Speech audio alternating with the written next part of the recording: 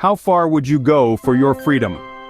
In Pakistan-occupied Kashmir, massive protests have erupted against the Pakistani military's control. Citizens demand an end to oppression and seek self-governance. Thousands have taken to the streets, their cries for freedom echoing powerfully. This movement isn't merely a local disturbance but a major uprising, a significant plea for autonomy and respect. This is the story of PoK's fight for autonomy and dignity. Every massive movement starts with a spark. In the case of Pakistan-occupied Kashmir, or PoK, the flames of protest were fanned by a mix of historical grievances and immediate provocations. For decades, the region has been held under Pakistani administration, but many locals have expressed feelings of disenfranchisement and neglect. The recent surge in unrest, however, can be traced back to specific catalysts that brought long-simmering issues to a boiling point. One significant trigger was the implementation of new laws perceived by many in PoK as an attempt to alter the demographic balance of the region. These legal changes, coupled with economic hardships and accusations of human rights abuses by the Pakistani Army, have ignited widespread anger among the residents. Furthermore, incidents of political suppression, where local voices seeking autonomy were stiff-armed, have only deepened the sense of injustice. This growing dissatisfaction reached a tipping point when a series of local incidents, widely shared on social media, showcased the harsh realities faced by the people. The visual impact of these shared experiences resonated deeply, turning individual frustration into collective action. These were not isolated incidents, but a culmination of years of built-up tension. When oppression becomes unbearable, the oppressed stand up. In the heart of Pakistan-occupied Kashmir, a wave of unrest began to swell. It started quietly, almost like a whisper among the people. Students returning from universities, local workers at the end of their shifts, and merchants in the bustling markets. The early stages of the protests were marked by a palpable sense of unity and hope. Crowds gathered, initially small in numbers but significant in spirit. The air was filled with the sounds of slogans that resonated through the streets, echoing the people's demand for rights and recognition. Among the symbols that emerged, banners painted with the words "freedom" and "fairness" were held high, becoming beacons for the movement. These demonstrations were peaceful, characterized by marches where voices, not violence, were used to echo their pleas. The protesters, a mosaic of society's fabric, stood shoulder to shoulder, believing in the power of their collective voice to usher in change. However, as the gatherings grew larger and the voices louder, the initial tranquility of the protests was soon overshadowed. What began as peaceful demonstrations soon met with resistance. The path to freedom is seldom peaceful. As the protests in Pakistan-occupied Kashmir intensified, the confrontations between the protesters and the Pakistani military escalated into outright clashes. The streets, once filled with chants for freedom, now echoed with the sounds of turmoil and distress. The government's response was swift and severe. Reports of curfews swept through the region like a cold front, bringing a chilling silence in their wake. Internet blackouts were imposed, severing communication lines and plunging the residents into an information blackout, leaving them isolated from the outside world. Arrests became a daily occurrence. Men and women, young and old, were taken from their homes, often in the dead of night.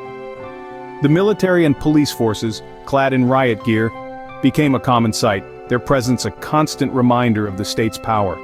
Yet, despite the heavy hand of repression, the spirit of the protesters remained unbroken.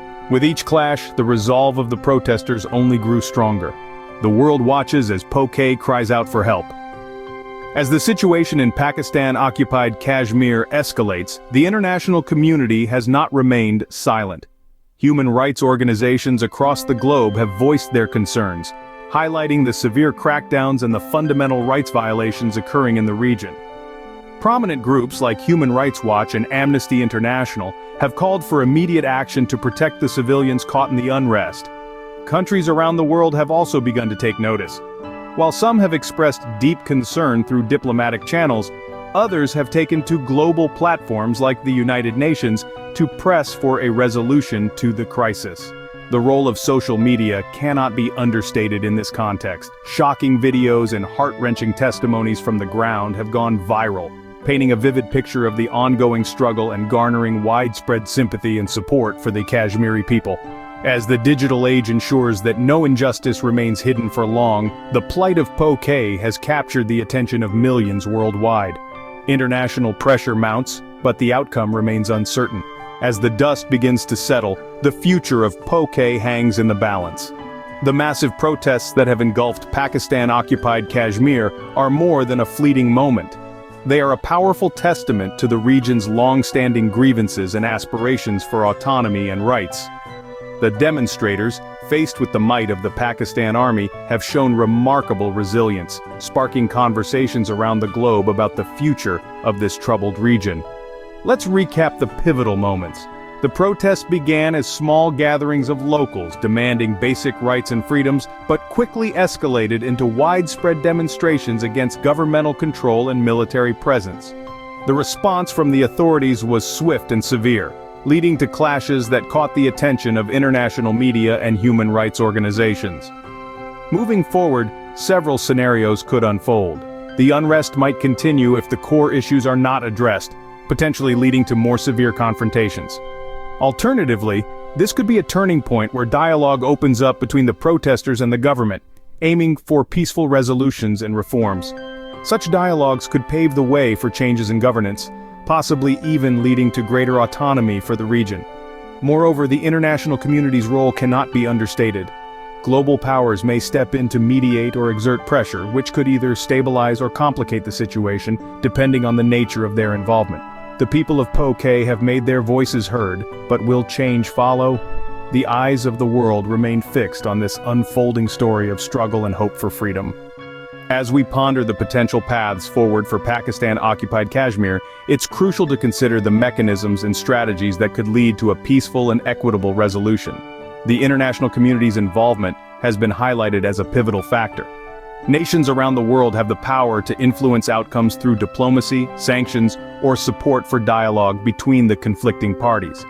Meanwhile, the role of the United Nations could be instrumental. As a body committed to maintaining international peace and security, the UN might facilitate negotiations or send peacekeeping forces to ensure the safety and rights of the local population are upheld.